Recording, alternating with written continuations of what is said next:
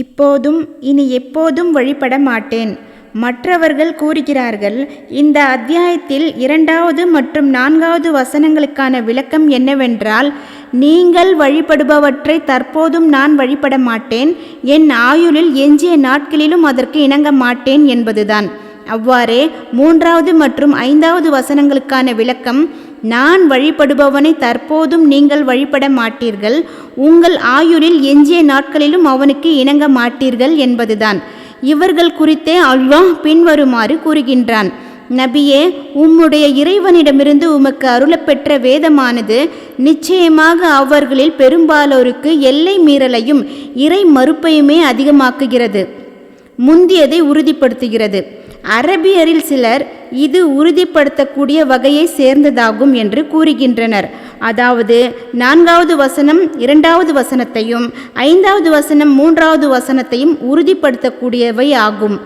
இதற்கு எடுத்துக்காட்டாக பின்வரும் வசனங்களை அவர்கள் கூறுகின்றனர்: நிச்சயமாக துக்கத்துடன் சுகம் உண்டு, நிச்சயமாக துக்கத்துடன் சுகம் உண்டு, நிச்சயமாக நீங்கள் நரகத்தை காண்பீர்கள், பின்னரும் கூறுகின்றேன், அதை உறுதியாக கண்ணால் காண்பீர்கள்.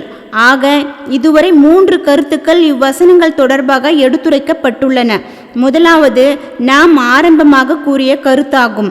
2வது இமாம் புகாரி ரஹ்மத்துல்லாஹி அலைஹி அவர்களும் மற்ற விரிவுரையாளர்களும் கூறிய கருத்தாகும்.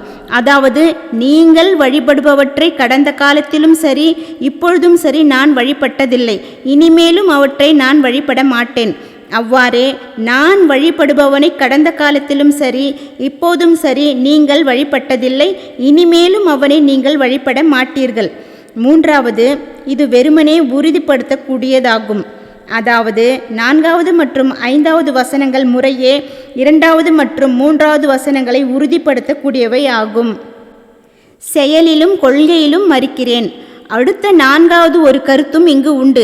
இதை இப்னு தைமியா ரஹ்மத்துல்லாஹி அலைஹி அவர்கள் தமது நூல் ஒன்றில் குறிப்பிட்டுள்ளார்கள். அதாவது, நீங்கள் வழிபடுகின்றவற்றை நான் வழிபட மாட்டேன் என்பதன் கருத்தாவது, உங்கள் சிலைகளை வழிபடுதல் என்னும் செயல் என்னிடம் கிடையாது என்பதை தெரிவிப்பதாகும். காரணம், இது வினைச்சொல் வாக்கியம், ஜும்லா ஃபிஅலியா ஆகும்.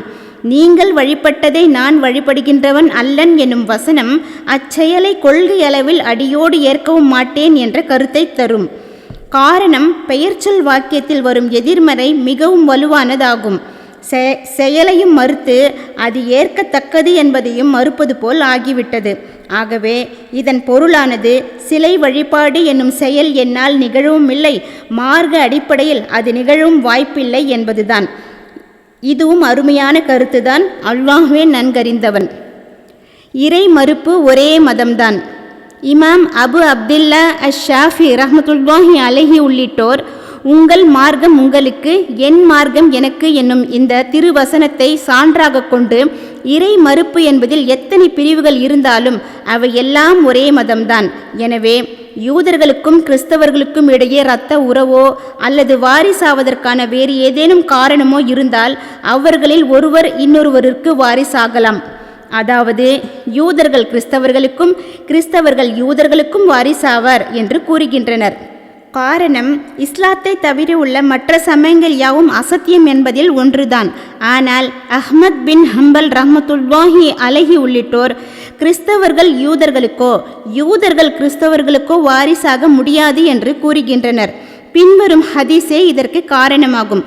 அல்லாஹ்வின் தூதர் ஸல்லல்லாஹு அலைஹி வஸல்லம் அவர்கள் கூறினார்கள்: வெவ்வேறு மதத்தை சேர்ந்த இருவர் ஒருவருக்கொருவர் வாரிசுரிமை பெற மாட்டார்கள். குல் யா ஐயுஹல் காஃபிரூன் அல் காஃபிரூன் அத்தியாயத்தின் விரிவுரை இத்துடன் நிறைவு பெற்றது. எல்லா புகழும் உதவியும் அல்லாஹுக்கே உரியன.